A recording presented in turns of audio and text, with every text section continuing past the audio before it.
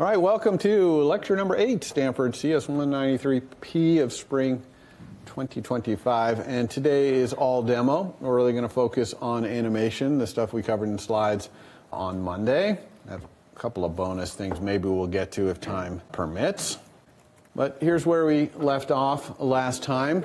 Before I start, I just want to do one quick thing, which is a little code cleanup, because you can see that our var body right here for our CodeBreaker view, which is really the heart of our app right now, is looking pretty clean. But I did want to change one little thing, which is you see this code in here. I'm going to factor that out into its own little function. This is the code when we choose one of these pegs in the bottom there. And so I'm just going to cut that out of here. I'm going to create a new func. I'm going to call it change peg at selection to peg. And I'll paste that back in there. And then up here, I could say change peg at selection to the peg. But you can see here I've got now a closure that I'm calling one function in there. So I actually think I'm going to go here and just put this little call to change peg instead as the onChoose right here. This was an argument onChoose. We're using trailing closure syntax. I tend to like to do this when I have closures with just one function in there. I don't always do it, but I kind of like to do it. It makes it turn into a one-liner. And adding that onChoose back in there is actually a tiny little bit of documentation. And look how this reads, right? We have a peg chooser where the choices are the game's peg choices, and on choosing things, we change peg at selection. It almost reads exactly like an English sentence right there, that line of code.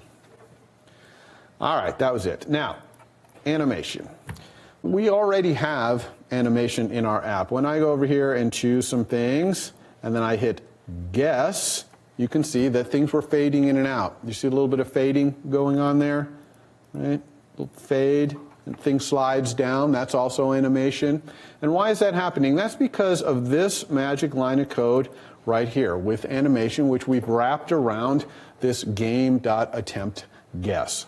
And we know that with animation is the thing that kicks off explicit animation. So I think you all understand how this works. This is the easiest kind of animation to do. Now, for this whole lecture, I'm going to slow our animation way down. Okay, I'm going to make all of my animations take 3 seconds instead of less than a second, which is what they all are right now. And I'm going to do that so that I can fine-tune my animation and see all the artifacts that are happening, because I want to have a beautiful animation where things aren't overlapping each other, fading in and out while something crosses behind it and all that kind of traffic. I want it all to be clean. And if I slow it all way down, then I can see exactly what's going on and get it all clean. And then when I speed it back up, it's going to look really, really good. Does that make sense?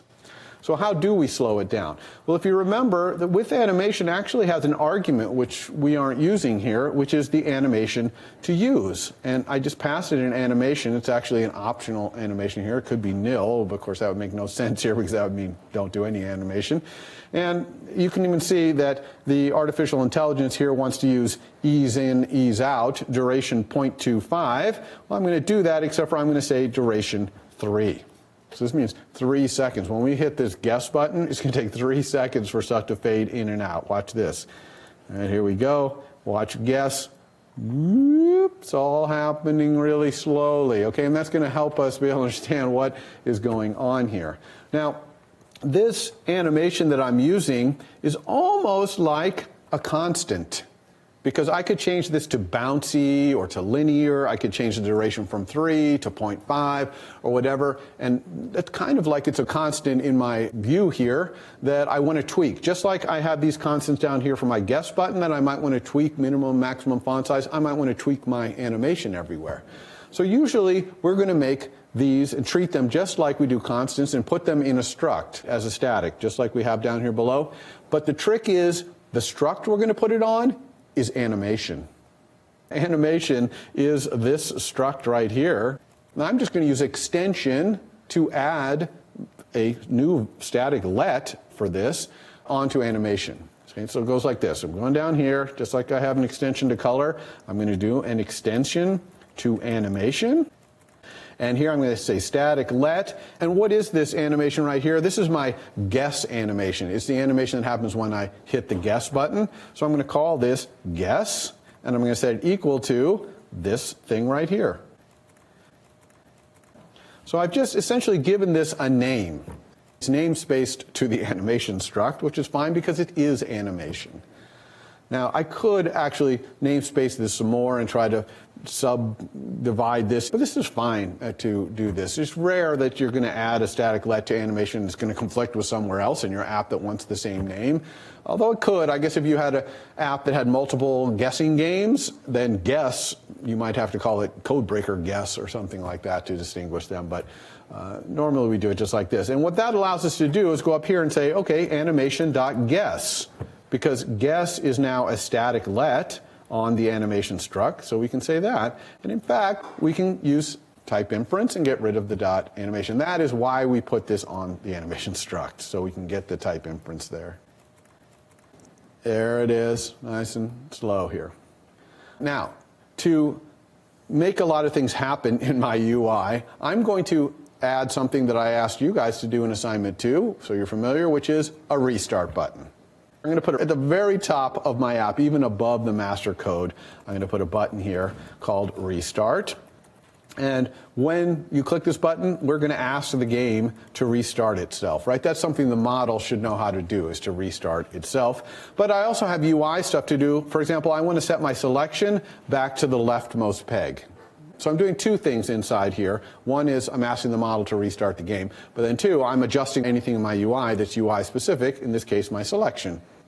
So, of course, we got to go implement this restart thing. So let's do that. Go over to CodeBreaker here. Let's put it right in here. Clearly, it's a mutating func to restart the game. It's going to modify everything about the game. Our master code might have been unhidden. If the person had guessed it, it might be not hidden anymore. So let's rehide it by saying the master code's kind equals master hidden equals true. Let's also re-randomize the master code from the peg choices. Let's reset the guess back to empty peg choices. And then let's clear out our attempts. Attempts.remove all. That's probably everything. If not, we'll add more stuff later. But I think that will restart the game. One other thing I want to do is, you see I print out the master code so I can cheat when I randomize it here. Well, I'm doing that in init when I first create the game, but I really need to do it when this randomize happens here. Otherwise, after I restart, I won't be able to cheat. And believe me, I need to cheat a lot in these lectures because I'm constantly wanting to see what it looks like when the game is over. So I'm going to take this print master code out of here, and I'm going to go put it over in randomize. So every time I randomize a code, I'm going to print that code out so I can cheat. Now, we've got our restart going here, so let's go back and try it. Let's go back to our CodeBreaker view. Here it is, restart. And let's put a guess in here like this. It's working nice and slow. And here we go, restart. Well, it seems to work. No animation, though, right? It just instantly removed whatever pegs I had in here. Press guess. Okay, and it restart instantly removes them. So how would we add animation? Of course, exactly the same way with animation. This one I'm going to have be my restart animation. And so I need to go back down to here, and I'm going to make it be the same, restart. And actually, since I'm going to use the same one, let's create another little one, static let, my CodeBreaker animation, which is going to be kind of my default animation right here. Put this up here. And then we'll have these both be animation.CodeBreaker.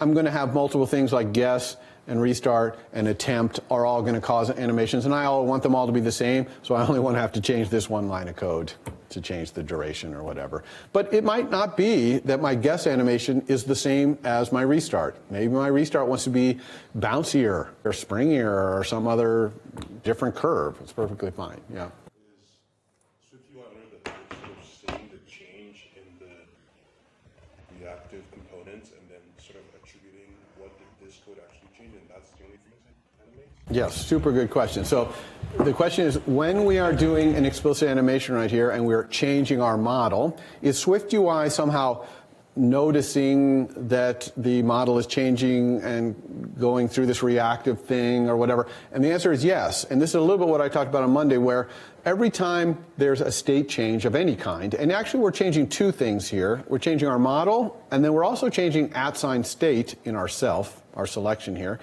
Anytime this happens, inside of withAnimation, SwiftUI sets up this thing called a transaction, and the transaction is got a little variable in it called animation, and that animation applies to all the state changes that happen during that transaction, right, the withAnimation transaction. And we're going to see this a little bit later because we're going to modify the transaction on the fly. But that's exactly what happens. It's essentially setting up an animation, and it's going to apply it to every single thing that changes, except for things that have their own implicit animation, right? .animation view modifier will override that. But every single thing that changes will use this animation that we're setting. Does that answer your question? Yes. All right, so let's see if our restart is nice and slow, because we're using the same slow animation. So guess it's still slow, and here goes restart. Ooh, yes, so super slow. Maybe that's too slow. I don't know. We'll have to see. But watch this problem. Look at this. I make a guess. Now I'm going to cheat. What is it? Brown, black, orange, green. Okay, brown, black, orange, green. Okay. Woohoo, I guessed it. And it's being slowly revealed. That's kind of nice. But watch this. I'm going to hit restart, and I want you to look very closely at the master code and what happens here when I restart. Ready?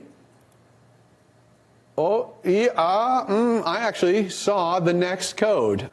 For sure, I saw a green here and a green here, if I guess.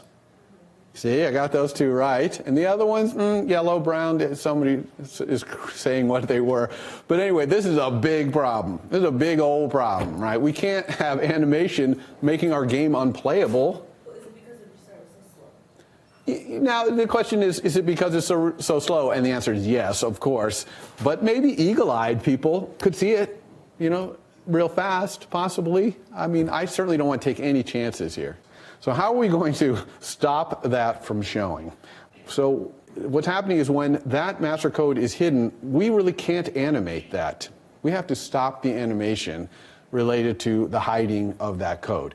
And we know how to override animation with .animation, right? Implicit animation. So I'm going to set an implicit animation on the little squares that are obscuring the master code to be nil, so that it just never animates. So let's do that. It's over here in code view. Here's where our selection shape is. Here's where the code is hidden. By the way, this would be a great place to put comments like hidden code obscuring is what that is. And then this one is selection background or something like this. I don't type comments in demo because I'm saying the comments out loud.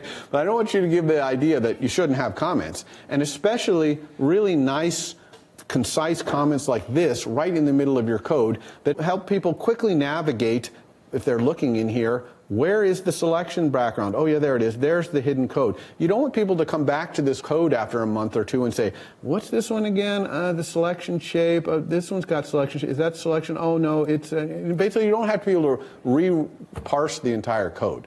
So just give them a little help with these little comments. Now, that's only some of the comments you can do. You obviously want to comment on functions and what they do and what the inputs and outputs are, all the standard comments. But I'm a big believer of little inline comments like that to help people find stuff.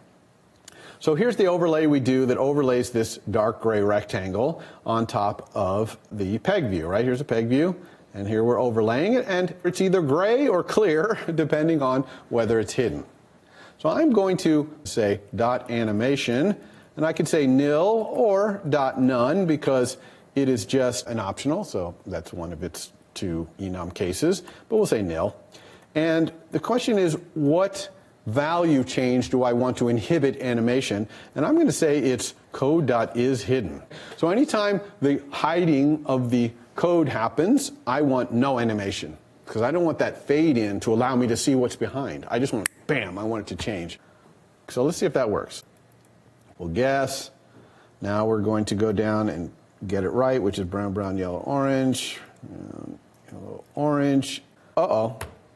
That's not really what I wanted there. Did you see what happened there? I guessed it correctly, and it just instantly showed me the master code. That kind of makes sense because I said I wanted no animation when code is hidden changes, and it just changed right there from hidden to not hidden. So that's not good. But let's see if restart is fixed. Ready? Instant. Excellent. So we did half the job here, but we kind of broke something else, which is that it's now not revealing nicely. So let's go green, yellow, green, black, guess. Okay, we got it right, and it just instantly showed it to us. I don't want that. I want the drama of it revealing it to me. Yay, you got it. You see what I'm saying? So how am I going to do that? I can't do it this way because this is suppressing the animation on both directions, hidden to not hidden and not hidden to hidden. So we're going to use a different thing here, which I talked about in the slides, which is dot transaction. Now, dot transaction gives you the current transaction that it's otherwise going to use to draw these things, whatever's changing in here. And so this is the transaction I was talking about before. It's set up in that with animation, and inside there, there's a var called animation, which is the animation to use. And all I'm going to do here is I'm going to say, if the code is hidden, then I'm going to set the transactions animation to nil or none. Now, you might say, well, wait a second, what do you mean the code is hidden? Is that changing it when the code goes to hidden or from hidden? What? Well, this is what I was telling you before. In animation, what you do here happens instantly. So when I hit restart, it instantly sets that code to hidden. Now, we don't see it. If there's animation, it's showing it to us over time, but instantly set it. So right here, if I'm looking at code is hidden, it has already set it to hidden. Now it's about to animate it. And I'm saying use animation nil. So I'm essentially inserting myself into that whole transaction and saying, when the code is in the hidden state, do not animate it, because I don't want any kind of opacity showing my code. So let's see if this works. Go here. We'll make a random guess first. Then we'll go down here and cheat. Black, green, okay, that's easy. Black, green. Okay, now let's make sure that when I hit guess here, that it slowly reveals the master code. Yes, it is. That's dramatic. And now I'm going to restart. Instant. And everything else fades. So you see how I've used transaction? And when do I know to use transaction versus animation for animation suppression? Use animation nil when you want to suppress something when something changes. And then use transaction to suppress animation when you want to do it based on some state, something being in a certain condition, like the code being hidden, which is a very crucial time in our game that we don't want to give anything away. Any questions about that? Yeah? Are you going to do the same thing for when you also randomize the number of pegs? Okay, so the question is, am I going to do the same thing for randomizing the number of pegs? And the answer is no, that's for you to do. Okay, I want you to understand what we're doing and apply this. That's why I don't have multiple pegs, and you do. So there's some nice work for you. All right, the next thing I'm going to do is not related to our master code up there. It's the peg chooser at the bottom. You see our peg chooser down here at the bottom?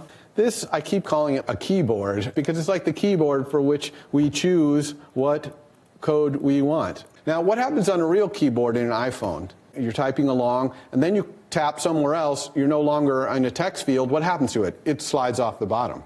So we want the same thing here. When I can't enter a guess, I want that thing to slide off the bottom. And that'll be good for a lot of reasons. One, when a game's over and it slides off the bottom, it emphasizes to the user with some kind of motion that, hey, the game just ended, which is nice. But also the opposite. When you hit restart and now they can play again, it brings it back and gives them an idea, oh, you can start guessing again, please. So how do we have that thing move off the bottom? We have to put some sort of if somewhere that takes it off the screen when the game is over. So we're going to have to put an if around it. And where is that thing? That's back here in our CodeBreaker view. Is this peg chooser right here? Everyone agree that's our view that is our peg chooser? So I'm just going to say here, if the game is not over, then I'm going to show this peg chooser. And if the game is over, no need to show it because I can't guess anyway if the game's over. Everyone agree with that? So let's see this in action. Okay, here we go. Put a guess here. Hey, look, that wasn't correct, so the game's still going. Let's go down here and cheat. Black, black, brown, green, guess. There we go. Oh, it's fading out. It's gone. Some of you were typing. You want me to do it again? We'll restart. Look, it's fading back in. See it fading back in? Let's guess again. Orange, orange, yellow, yellow. Ready? Watch the peg chooser at the bottom. Ooh, fading out. So at least we've got the part where it's going away and coming back at the right time. But we don't want it to fade. We want it to do like the keyboard and slide down. So what do we call an animation when views come and go? What's it called? From my slides? A transition. Yeah, that's called a transition. So we are going to set which transition to use to not be opacity, because that's the default. And we just do that by setting transition right here on it. And you can even see AI wants to make it be opacity. That's the default. But I'm going to try this one. Move to the bottom edge. So that seems like that might work, right? A transition that moves this thing to the bottom edge of its container view. That's what that means, move to the bottom edge of your container view. Let's try it. Here's a guess, a random guess. Now is cheat. We got orange, brown, black, orange, orange, black, orange, and guess. Here we go. Watch closely. Oh, it's working. It's Oh, that's not good. What happened there? It started to go down there, but then just disappeared. Why did that happen? Well, that happened because there's a safe area on the bottom of the screen. Remember I told you about safe areas? Well, the reason there's a safe area on the bottom of the iPhone 16 is that you can swipe up from the bottom to bring up that app chooser thing. And so it reserves a little space down there. It doesn't want the app going in there unless it really knows it wants to be down there by doing that ignore safe area thing we talked about. But I actually don't want to go down there. I don't want my keyboard on top of that safe area. So how do I make it go all the way down then? I can't use move to the bottom because my bottom of my container view is not all the way at the bottom of the screen. Well, there's another kind of transition called offset. And offset takes an X and a Y, how much to offset horizontally and how much to offset vertically. So I'm going to offset 0 horizontally, and then vertically I'm going to go 200 points. This is all in points.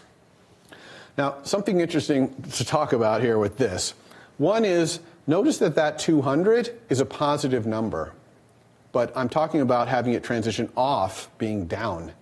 So when we're drawing, anytime we're doing anything with drawing, anywhere in iOS, the origin is in the upper left of the screen. Up here, it's not Cartesian coordinates where the origin would be down here. So positive Y is down in iOS, and negative Y is up. So positive 200 means go downward. That's why we do that. The second thing is, this is a magic number. I just made that number up. Now, 200 is going to be plenty. It looks like these things are about 50 or 60 points tall, so it's clearly within 200 of the edge of the screen. And really, in the future, we would actually see how far we are from the edge of the screen and move that far. But we don't know enough yet to do that here. So I'm just going to leave this a magic number, but I will show you later in the quarter how to find out where your things are on screen so you can pick a number here that would be far enough to get the thing off. Make sense? Yeah? Great question. Yeah, so the question is, can I just pick infinity? Well, you could pick infinity, but that would be going very far, and so that means its first motion would be very fast. You see, because it's trying to get from 0, you can't pick infinity, but you could pick 100,000, and it would go super fast, because in the 3 seconds it has to animate, it has to go 100,000 points, you see? So you don't want to zoom in off screen that quickly. All right, so 200. So let's see if it works here. Let's go pick something here. Guess is working. Let's cheat. We got brown, yellow, brown, brown, brown. Okay.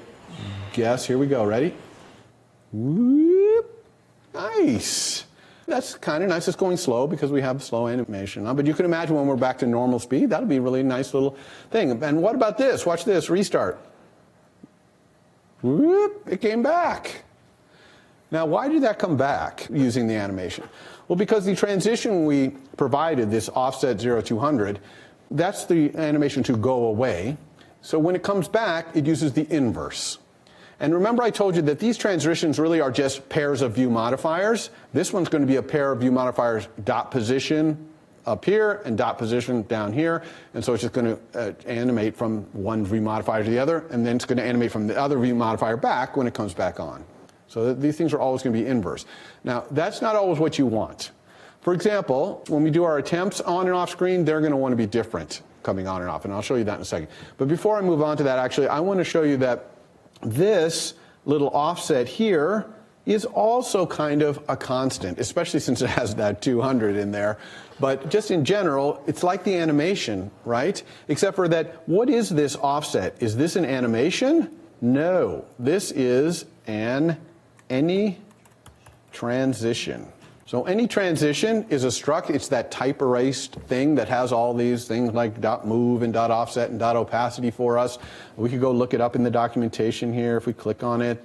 Go open in developer doc. Here it is. Look, see, identity, move, offset, opacity, all that stuff. So this is in any transition. So that's where we're going to put a static for this transition, is on any transition. Same kind of thing we were doing with animation, but we're going to put this on a different struct, which is any transition. So what would we call this? This is like our peg chooser transition. I don't think we need the word transition because it's obviously being passed through a transition. So I'm going to go back down here. Same thing I'm going to do. I'm going to say extension of any transition, static, let my peg chooser transition equals that offset thing that I just did. And see, I'm kind of collecting all my animation and transition stuff here in one place, just like I did with my static constants, you see? So that way I can go back and tweak these to get things to look the way I want in the future. So now I want these things over here, these attempts, when they transition, I don't like this fading. They don't feel like real pegs to me. When we're playing the real mastermind game, the pegs don't fade. There's no fading. So fading breaks the illusion in a way of playing the game, and it breaks the illusion that these colored circles are actually pegs. Colored circles feel like colored circles because they're fading in and out all the time. So here's what I want to do. First of all, when I restart, I want these things to fly off the right edge of the screen, because that's kind of fun. Things flying across the screen are always fun, just like our peg chooser flying off the bottom was fun. We want these things to fly off to the right. And I can easily do that, right, by just going up here and getting our attempts. Here's the code view that draws an attempt. I'll just put a dot transition on it. And we'll do dot move, and this will be the edge, the trailing edge. And here it's going to be fine because there's no safe area on the right. It's only that safe area at the bottom. So here we go. Let's do this here. And guess. Oh, oopsie. Unfortunately, it's bringing it in from the right. That's not really what I wanted. Is this. When I restart, watch this.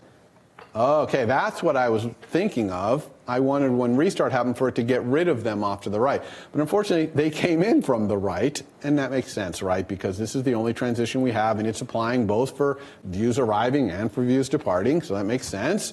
But where do I want these things to actually come from? And I claim, when I hit guess right here, I want them to come down from where they were, right? Because I just guessed that thing. I want that guess to just come down. That would be really cool, for it to just move down instead of coming in from the side. So I have conflicting needs here. One, I want them to fly off to the right, but I want them to come in from the top, and that's no problem whatsoever. We're just going to put a different kind of transition here. This is any transition dot asymmetric. And if you look at an asymmetric transition, it's got an insertion transition and a removal. And so the removal is this guy. We still want it to move from this edge, so I'm going to put that here.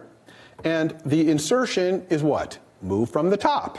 Right? I want to move from the top of the view, so put that in here and say move from top. We'll make this look nice. Everybody feel good with this one? All right, so let's see this in action, see if this is working. So hopefully we're inserting from the top and removing from the trailing. Okay, here we go. Ready? And cross your fingers. Oh, yeah. Kind of looks okay. Not great. Oh, yeah. It's not just that it's too slow, but also it's leaving an after image behind of itself that's fading out. That's not so good. What about this, though? Restart. Oh, looks good on restart, though.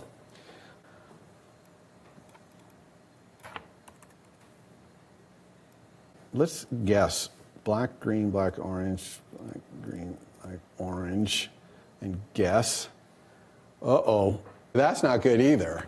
So when I guess the final one, it's coming down from the top, like it's coming from underneath the coverings. which I guess makes sense in a way that is coming from there, but it doesn't look very good, and I don't think we want that. So I actually, when the game is over, I think I just want the pegs to stay where they are. I don't want them moving anywhere. Here, let me restart again, and I'll see what I mean. So if let's make a bad guess, and then let's guess sheet here. What is it? Black, green, yellow, brown, black, green, yellow, brown. Oops, brown. I think what happens is I've already got the right code there. I think it just wants to stay there. And no animation, right? Let's see. Yeah, see? I don't need it fading out and a new one coming in. I could have just left it there. So really I want no animation or maybe just opacity when the game is over. How the heck am I going to do that? Could not be easier. I'm just going to say that the insertion animation, if the game is over, is, let's say, opacity, and if not, it's move. It's perfectly fine for me to put a ternary operator right in the middle of this thing like that. Maybe make it clear what's going on here by just spacing it out even more. Let's see if that works. So here's a bad guess. And then black, orange, yellow, yellow, black, orange, yellow. Okay, here we go. Ready? Watch. Woo, pretty cool. Still not perfect, but a lot better than coming down from the top there. All right, everyone cool with that? Actually, if you look closely there was a little bit of a fade overlap where the guess was fading away and the attempt was fading in. But at speed, you're never going to see that. So I think we're okay to live with this. If we didn't like it, here's another option we could have done. Instead of opacity, we could do identity. And remember, identity is a transition that means don't do any animation because your two view modifiers that you're transitioning from are identical. Let's see what this one looks like. Well, here, I guess it only matters if we have a good guess. So what is it? Black, green, brown. Okay, ready? Watch this one. Oh, a little different. The pegs look the same, but the markers instantly appeared. Whereas before, when I had this be opacity, since this transition is on the entire code view, that includes this markers thing right here. So I kind of like opacity better, because I like it that brown, green, orange, yellow.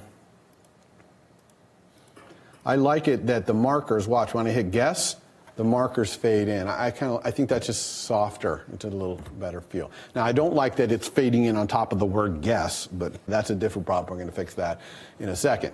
Now, once again, this is kind of like a constant. It's essentially our attempt transition. So we want to put that as a static. But look at this one. This one has game is over in the middle of it. So if I put that on an extension to any transition's not going to know what game over is. So I'm going to have to pass that game over to the static. So that's no problem. That just means that this wants to be a static func on any transition. Not a static let, a static func.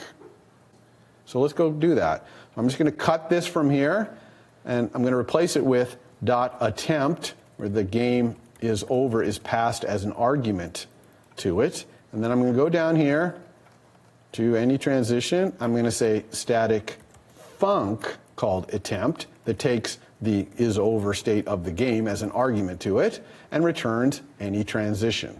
I'm just pasting in this thing we had before, and I'm changing game is over to be this is over argument. So it's perfectly fine to add these static constant transitions and stuff that are parameterized, that need some information from the rest of your app to make their decision about what to do. And you can do this for your own constants in your own guess button things or in animation, whatever. It's perfectly fine. Just make them funcs and pass the argument you need. This is, remember, any transition.attempt, but I'm just using the type inference there to get rid of it. Next thing we want to fix here is that when we have this going on here, and we hit guess, it leaves this awful after image behind in the guess. Why is that happening? Let's talk about what's going on here that makes it so that when I do this, we know why the thing is sliding down. That's the new attempt coming in from the top. But why is the pegs fading out above it? That's because the guess is changing its pegs to clear, and so the change from green peg to clear is being animated, and that's causing it to fade out. So that's why we're seeing, when we click right here, this fading out going on behind. This is just all these pegs being set from colored to clear as it gets reset. So I don't want that. I just don't want that to be happening. I want this to just do nothing and just instantly go to clear and show me nothing there while the other one nicely goes down. Everybody agree with that? So how do we do that? That's really easy to do with .animation. So let's go up to our guess. This is our code view that shows a guest. I'm just going to set its animation to nil when the value game.attempts.count. So anytime something in the world of animation is happening because the attempts are changing, and that's either I added an attempt or I just hit restart and the attempts went all to 0. In both cases, I'm not going to animate the pegs in here changing. In fact, I'm not going to animate anything about in here changing. Okay, so let's see that in action. Here we go. And guess. Excellent. See, it just instantly went to missing pegs. So that's great. That fixed that problem, and we're done. And let's see what happens with the reset here. We do restart. Has no effect on these pegs. What if we had these things here, and we hit guess, and maybe we get the right answer? Let's see, what is the right answer? Here we go. And now let's reset and see what happens to these pegs. Nothing. Doesn't show anything, and off they go. Now, did you see when those went off that the guess was coming back, kind of fading back in over it? I'll show it to you one more time here. What is it? Yellow. Okay. Watch this. Okay, I'm going to guess this right, and then when I restart, watch what happens, because the guess is gone back here. Why is the guess gone? Because the game is over. We don't show the guess when the game is over. So I'm going to hit restart, and this is going to start sliding out. But the guess is going to come back because the game's not over anymore. I restarted it. So the guess is coming back. And watch, it fades in. See, it's fading in, but it's fading in as that slides out. Yuck. Breaks the illusion. It's okay for things to fade in, but they can't fade in while something else is moving out from under them. That just looks weird. It's just not good, clean animation. So how are we going to fix this one? This one is a tough one. Let me put a few guesses up here. And what's the right answer? Green, yellow, yellow, green, yes. Here's what I'm going to do. When I hit restart, the guess is going to try and come back.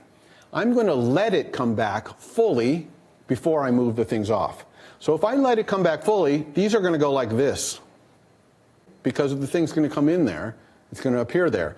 And then once that guess is fully returned, then I'll slide them off. Then they won't be sliding off at the same time that it's coming back. So I have to do a two-step animation here. I have to let the guess come back first, and then I can do my restart. This is going to require a little bit of @state. I'm going to create a private var called restarting. And this restarting is going to be true only when I first hit restart and that guess is coming back. So when restarting is true, I just want the guess to come back. I'm not doing my restart yet. I'm just restarting. I'm starting to restart, okay? And I just want it to come back. And then after that thing has finished coming back in, then I'll chain an animation to do the actual restart. All right, so let's see this happen. So here's restart, and here's where I do my restart animation. So I'm going to add another withAnimation, and I'll use the same restart, although I could use something different. And what I'm going to do here is I'm going to set restarting to true. And then when that finishes animating whatever the effect of that is, which is the guess is going to come back, you'll see why in a second, then when it's complete, then I'm going to chain into doing the animation I had before.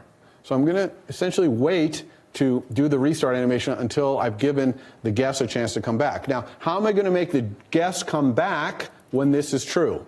Well, when is the guess there? Here's the guess. When is it on screen? When the game is not over, right? When the game is being played. You see that if not game is over? I'm just going to make it so it is also on screen when we're restarting. So part of doing good animation sometimes is having a little bit of state like this that is controlling the world for a moment while you want something to happen. So here I'm basically saying that I want my guess on screen when the game is not over, obviously, or when I'm restarting. And so when I do this with animation restarting true, that guess is going to start coming back. You see why it's going to come back? Because I said that when I'm restarting, guess is on there. And then when the completion happens, it's going to do a restart. And in here, I'm going to set restarting back to false. Because if I don't set it back to false, it'll be true forever, and that means guess will always be on screen. I don't want that. So let's see this in action here. Let's put a bad guess in here. And then what do we got? Yellow, orange, brown, brown. Okay, yellow, orange, brown. Okay, ready? Here we go. We're guessing. Looks good. It took our keyboard away. It revealed the master code. And now I'm going to restart. And hopefully, it will bring the guess back first, pushing the attempts out of the way. And then it will chain to do the actual restart. Here we go. Oh, there it is. And there it goes. And here comes our peg chooser back. Pretty cool. Still not quite right, though, because if you watch this, let's put it again. Green, yellow, yellow, green, green, green, guess. Okay, I want you to watch closely. As the guess comes in, it's fading in, and it just clips the attempts sliding down. The attempts are sliding down, and you just start to see the word guess appearing behind. So watch this. Watch right in here especially. You'll see that this thing is sliding down, but the word guess is appearing behind it. Right there. See? Just barely nicks it. I don't want that. So how am I going to fix that? Well, what do I really want? I don't want the guess to actually appear until that restarting is done. Once that restarting is done, then you can fade the guess in. I'll be doing it at the same time I'm sliding the other things out. You see my strategy here? This little gray box and this word guess. I want room to be made for them, but I don't want to see them until after it's done. So how do we make views so we can't see them? What view modifier do we use? Yeah, opacity. Opacity 0 would make it so that it's fully transparent. I can't see it. So I'm just going to add an opacity 0 onto our little guess guy. Let's go here and say dot opacity. And look at AI, major kudos. Yes, when I'm restarting, I want it to be 0. And when I'm not restarting, I want it to be showing itself. Now, you see the difference between ifing it into existence and opacitying it. Opacity means it's still there, you just can't see it. But ifing it means it's not there. So let's see if this works. Okay, yellow, yellow, green, yellow, I guess. A lot of yellow and green, yeah, I know. Maybe the computer likes yellow or green, I don't know. All right, so here we go. Ready? I'm going to hit restart. Hopefully it's going to make space for the guess, but not show it until it starts the other animation, and then it will fade in. Let's see. Oh, good. Not showing it. Yes. Uh-oh. That's not good. So it almost did it. It didn't show it, but then as soon as it started the slide out animation, it popped on the screen. I still want it to fade in. Fading is fine as long as it's not overlapping someone. Why is that happening? And this is the kind of thing, I intentionally put this in here because you'll be frustrated when you're doing animation programming. It's like, oh no, why I did this right, I'm sure. What is it? Well, this has to do with the fact that this opacity is part of the view that's being animated with that animation we put in.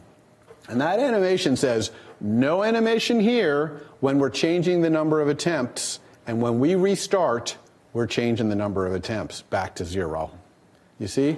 So this right here is getting this animation applied to it, which means no animation. So how can we fix this? Yeah, exactly. Let's just take this thing and take it after this. Now that animation won't apply to it. Let's try this. We got here brown, black, yellow, orange. Okay, brown, yellow, orange. Okay, here we go. It's a guess. Looking good, although that's not so good. We'll get there in a second. All right, now watch this. I'm going to hit restart. No guess, no guess, no guess. Now it starts. Here comes guess. There's another problem here which is ugly. This is, I think, the last not good thing that I've seen, which is this. Let's go here Guess again, what is it? Brown, yellow, okay. All right, here we go. This, you see that? Did you see that the black pegs there were fading in as the guess was fading out? That's not good. And in fact, that's not just in the case where we have got it right. Watch this. I'm going to make a wrong guess, just some random guess. Look what happens with the markers. I'm going to click this guess button and look right where my mouse is there. Oh, that is ugly. The markers appear right on top of the word guess. You definitely don't want anything drawn to appear on top of button text. That looks really bad. That really breaks any illusion. So how am I going to fix that? When you type a code in here and you hit guess, I'm going to wait to show you the markers until the thing gets down to its slot, right? So I'm going to be no markers, no markers, no markers, no markers, markers. And again, at speed, this is going to be fine. The user can wait a third of a second or whatever for those markers to appear. So how am I going to do that? Well, I'm also going to use a chained animation here, actually probably similar to what we were talking about, maybe hiding the pegs would use, where I'm going to go ahead and do the attempt, but while the guess is happening, I'm going to have another little @state var which hides the markers. And then when that animation is finished, I'll unhide the markers. We go back up here, create another little @state, private var. I'll call this one hide most recent markers equals false. Now, by the way, this is a good time to say, you see these @states? These are the kind of @states we have in views. Look what they're controlling. Things like temporary animation, selection, stuff like that. This is not usually what we have. And next week, we are going to get rid of this. We don't put our whole model usually in an @state. But this is perfectly valid and normal use of @states. Little pieces of data the view needs to do its UI work, right? The view is the UI here, so this is perfectly normal. All right, so this hide most recent markers, let's do the code that sets it first. Let's go down here to guess. This is where we guess.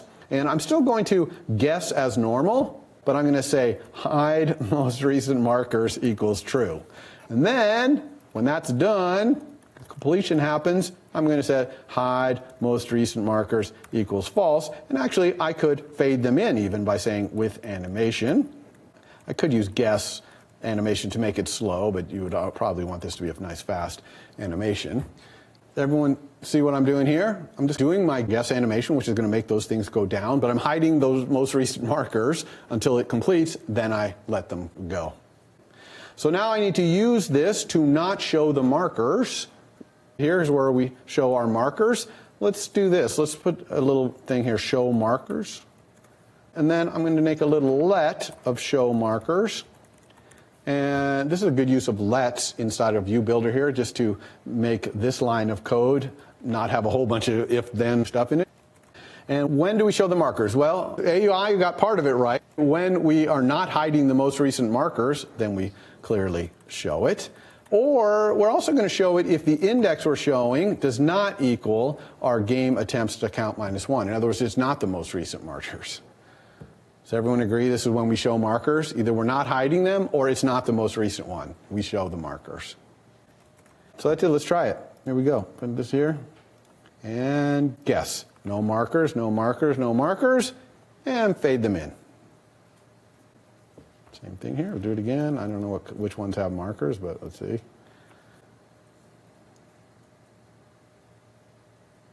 Now, there's one last thing I thought about this, which is that this gray thing overlaps. Watch this. You see the gray right here? Watch. Guess. See? It overlaps. I don't really like that too much, although it's not too bad, because actually when you're selecting, that thing's overlapping or underlapping it, really, all the time anyway. So it's not abnormal for that thing to be there. Of course, the problem is that our selection skips around. It jumps. It's a jumper. Okay, it's not animated. We haven't done anything to animate our selection, so that's why it looks a little rough there. But we're going to fix that because we are going to animate our selection. But before we do that, we've made a lot of code changes here. I'm going to clean up. This is a good time to clean up, get things arranged. For example, look at our guess here. We've got all this code right here. How about if I just take that out and put it in its own little func called guess? Go like that, and then we can go in here and say guess. And again, this is a case where I have a single function call in a closure. So why don't we get rid of that and change this to action is guess. And we can do the exact same thing up here with our restart, comma, action restart. And then I will go and create a nice restart function down here. Func restart. Put all that junk in there. So I'm just kind of cleaning up my code here. And you know what? This has gotten so small that I think I can do without making this a var. Just get rid of this guess button out of here. Put this thing up in here directly. This has parentheses, no good. This has nothing to do with animation, but you see this right here? This is a lot of words inside of my very important var body here. It's a lot of words that are doing a very simple thing, which is just trying to make that guess flexible sized. Wouldn't it be cool if I had a view modifier that just did that? That just made a flexible size view. Like if I could say something like dot flexible system font or something like that. And it would just do this all for me. That would make my code a lot simpler here and just look a lot nicer. Well, it turns out we can absolutely do this. And how are we going to do it? We're going to add our own view modifier function to the view protocol using extensions. The view protocol is the thing that we behave like, so any of these views behave like it, and we add that function, then they can do that. So let's go down here. We do this by saying extension view, and it's just a func called flexible system font. And I can have arguments, maybe the minimum and maximum size of the font, you know, like maybe 8, and then a maximum CG float equals 80. And it returns some view, because all view modifiers return some view. And did I explain what CG float was? CG float is basically just floating point numbers that we use when we're drawing. So how do I make a view modifier here that does that minimum size, all that stuff? Well, I'm just going to say self, because anyone who's calling this function has to be a view, because this is an extension to view. So I can say self is a view, and then I'm going to do those things to it. But of course, I'm not going to use the guess button ones. I'm going to use the minimum and maximum that we had here. And I provided these nice defaults here, 8 and 80. Those are pretty good defaults because 8-point font is kind of the smallest font you can really see. Even that's kind of small. You might want this to be 9 or 10. And then 80, if you start getting fonts bigger than 80, it looks kind of comical. It's ridiculous. That would be a special thing. Even 80 is kind of big, but I set these as the defaults. And because of that, I can call this one up here. You can use this thing. Look at that, no errors. It's working just fine. And I'm using the defaults, although I could say something like minimum 10. And that would be fine too. This is just a view modifier with arguments. It's perfectly allowed. And the thing about this kind of view modifier is this is not, strictly speaking, a capital V, capital M view modifier like I mentioned in the slides. The view modifier is actually its own protocol. You have a var body with a content argument and all that stuff. That's for building core fundamental view modifiers. Here we're making a view modifier out of other view modifiers. When you're doing that, you can do this nice little trick to clean up your code. And I can get rid of this guess button stuff up here, by the way. A lot of extensions here. You see that? I'm kind of a fan of putting these all in their own file. Because here you're extending the functionality of SwiftUI. All these things are that. And it might be nice for someone reading your code to know how you've done that. Show me what extensions you've done to SwiftUI. So I'm going to cut all of this out of here. And I'm just going to do a new file, file, new, template. It's not a view, it's just SwiftUI file. I'm going to call this one UI extensions, because I could also imagine having non-UI extensions, like maybe an extension to array or dictionary or string or something like that. But these are all UI, and so I'm going to put it in my UI folder right there. Here it is, and since it is UI, I'm going to import SwiftUI, and I'm just going to paste all those things in there. So these are all my extensions to the UI right here. Pretty cool with what I did there? Just code organization thing. It doesn't matter for how things actually work or function. So our little CodeBreaker view is looking pretty nice here, actually. This is a little bit big for a var body, I would say. I might want to pull this out, for example. It's a close call as to whether I would want to pull this out, but I could.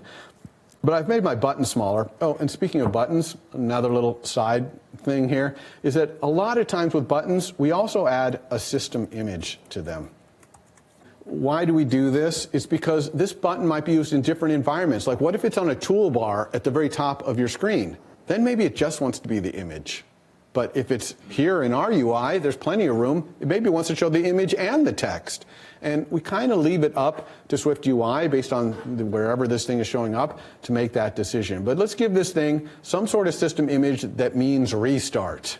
I'm going to go up to my library up here, and I was searching earlier, and I found this one, arrow.circlePath. Everybody agree that looks kind of like I'm restarting? Maybe there's something better, but kind of like that one. So I'm double-clicking here. It puts the word in here, and look what happened. There it is. Appears right here in my UI. And again, if this was in a toolbar, it would not show the word restart. It would only show the little circle path thing right there. And you can control what it shows, by the way, with .label style. You can say .icon only, and it will only show the icon, see? Or you can do .title only.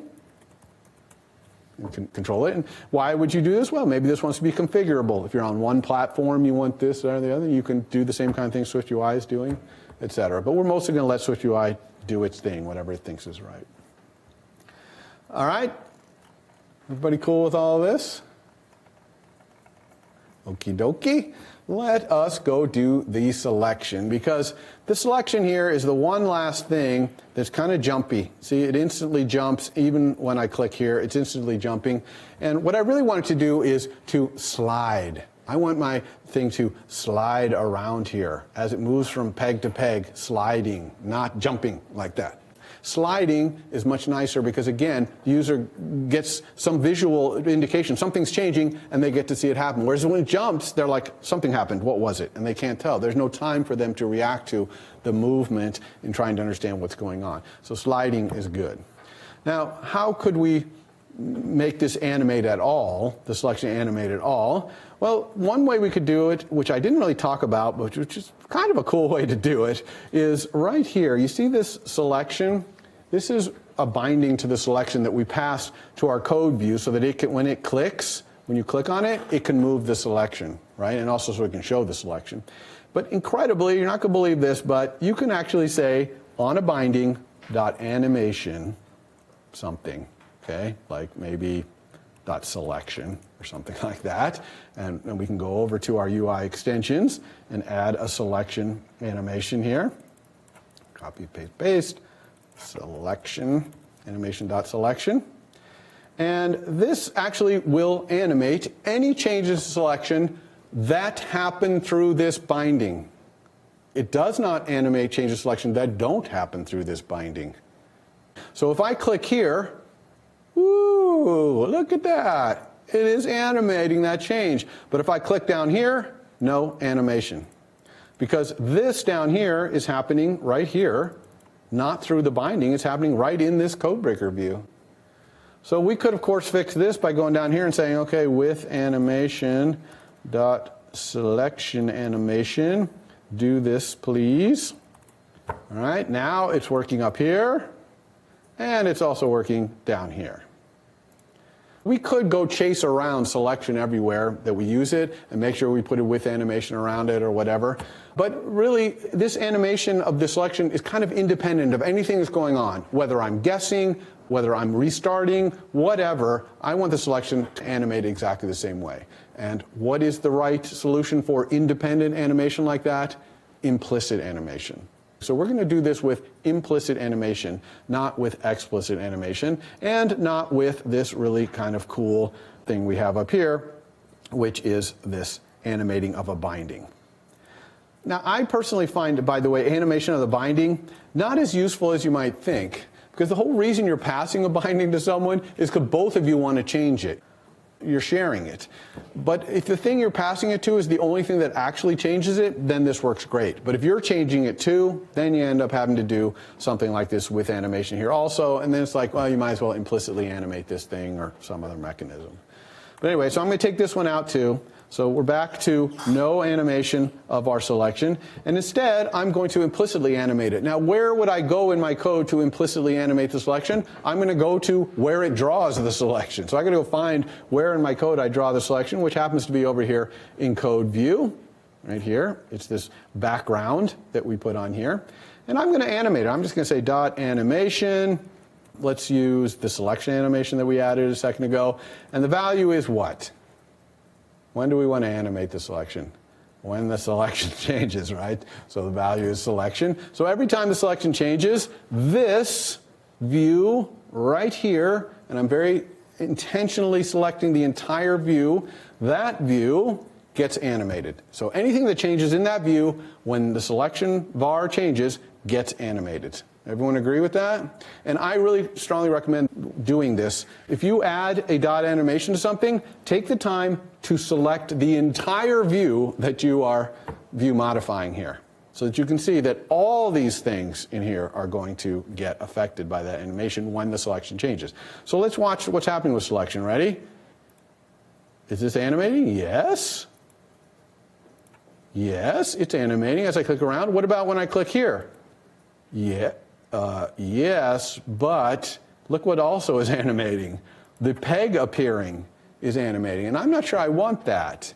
Because if I have a keyboard and I'm typing text or something, I want the letters to instantly appear. I don't want them to fade in. No keyboard fades in your things. So this is kind of bad that when I click this, it's fading the selection to the next thing, but it's also fading the peg in. Aye.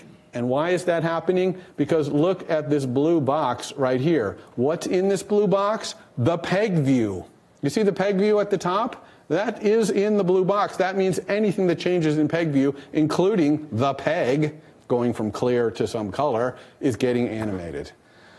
Oh no. So what are we going to do here? You might think, and most of you at some time in your iOS career will say, oh, there's no problem. I'm just going to put this right here. I'm going to put this on the selection shape itself, right? How many people think that's going to work? Nobody raise your hands, because it's clearly not going to work. You can tell from my tone. But let's talk about why that's not going to work. Does anyone want to hazard why it won't work to put the animation in there? No? It's a little tricky, so I don't blame you. What is changing when the selection moves? This selection shape right here is coming and going from the UI. Because of this if. You see this if? It says which one to show. And so as the selection is changing, different ones are appearing. It's inside an if. Inside if means transitions. This thing is transitioning. Now it's transitioning with opacity. But I could maybe make this clearer to you if I say, oh, let's transition dot move from the bottom or something like that. Right? Now watch. Oh, sorry, we got rid of our animation. Let me put it back. Watch this. You see how it's moving from the bottom? That thing is coming and going every time I click on a new one. One of them leaves and the other one comes in. So you see how that whole thing with animation is that it's a transition. So if you take this animation and you put it right here on this shape, why doesn't it animate? It's because that shape is not on screen at the time the change happens. Right? The change causes it to come on screen. So putting this animation on it has no effect, because we know that animations have no effect on things that aren't on screen at the time the animation happens. And so this is coming on screen, but that's not good enough. It has to have already been on screen. So putting that there does nothing. And you will do this. I'm guaranteeing you're going to do this. You'll put it there and you're like, why is that not animating that thing? Well, that's why, because you put it on something that's coming on screen or that's going off screen, not something that's staying on screen. So we need to put this animation on something that stays on screen. Now, we had it down here. That worked because, of course, the peg view, it stays on screen. But the peg change got caught up in that. So where can we put this so that it's animating the container for that thing coming and going, and only that? There's just nowhere to put it. It's like it's in this background thing. It's like I can't put it on the background. I'm totally stuck here. So here is a solution, a magic solution, which is really cool, which is that if something doesn't have a container available for you and you want it to have one, you give it one. And the thing you give it is called group. If you put something in a group, you're basically just putting it in a container. A group is a container. It's a completely innocuous container. It doesn't do any layout. It doesn't do anything. It just serves as a container for something else. It doesn't draw anything. It's just a container. But the great thing here is now we can put that animation on there. So now we are implicitly animating that container. And this container is not in an if. Do you see an if that this group is in anywhere on screen? I don't see any if. So it's always on screen. So if we animate things happening inside, what's happening inside? An if. Things are coming and going. So now if we click here, it's animating. Woohoo. And here, instant, and then animate. Instant and animate, you see? It's only applying to that group container right there. So this is a pretty tricky thing I just showed you right here. And I showed it to you because it shows you the kind of thing you're going to trip over, where you're putting a dot animation on something and you're like, what is going on here? And also I wanted to show you group. Because group, it's really unimportant because it doesn't really do anything, but there's a few times when group is really great. Just to have this container that's innocuous, it doesn't do anything, but it lets you group things. Another good reason to have group is if you had a whole bunch of views in here and you wanted to set their font.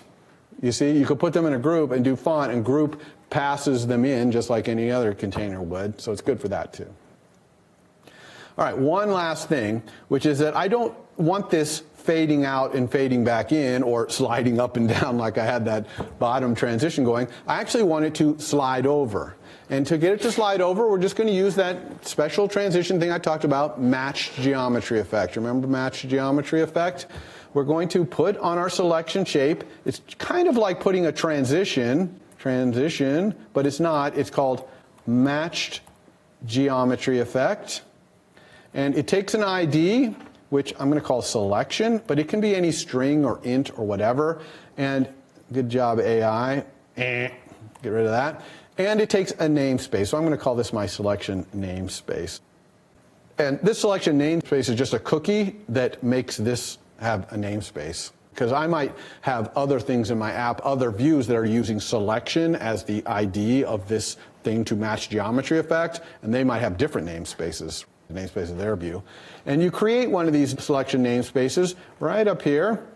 It's basically data owned by you, so mark data owned by me. And you say @namespace, private var, and then you give the name of the var. Selection namespace is what I called it. And it's a private var because this namespace is only for inside my view, for the match geometry effects I'm doing inside of my view. So what this match geometry effect is going to do is going to make so that the transition of this thing, instead of being opacity or something like that, is to go from where the last one was to where the new one is. That's all this means. So watch this.